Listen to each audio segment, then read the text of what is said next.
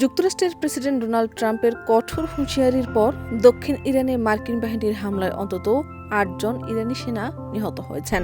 হামলায় নিহতদের মধ্যে ইরানের বিমান বাহিনী ও নৌবাহিনীর সদস্যরা রয়েছেন বলে দেশটির রাষ্ট্রীয় বার্তা সংস্থা ইরনা জানিয়েছে।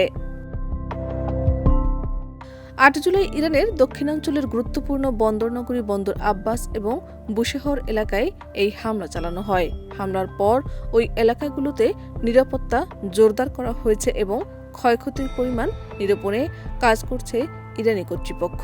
যদিও যুক্তরাষ্ট্রের পক্ষ থেকে হামলার বিষয়ে তাৎক্ষণিকভাবে বিস্তারিত কোনো মন্তব্য করা হয়নি। এদিকে এই হামলার তীব্র নিন্দা জানিয়েছেন ইরানের সর্বোচ্চ নেতা খামেনির জ্যেষ্ঠ উপদেষ্টা আলী আকবর বেলায়েতি। তিনি বলেছেন, যুক্তরাষ্ট্রের এই দুঃসাহসিকতার উপযুক্ত জবাব দেওয়া হবে। তিনি অভিযোগ করেন, ওয়াশিংটনের সামরিক পদক্ষেপ পুরো মধ্যপ্রাচ্যকে আবারও অস্থিতিশীলতার দিকে ঠেলে দিচ্ছে। তবে যুক্তরাষ্ট্রের প্রেসিডেন্ট ডোনাল্ড ট্রাম্প পাল্টা হুমকি দিয়েছেন, ইরানের প্রতিটি হামলার জবাবে মার্কিন সামরিক বাহিনী ২০ গুণ বেশি শক্তিশালী আঘাত হানবে।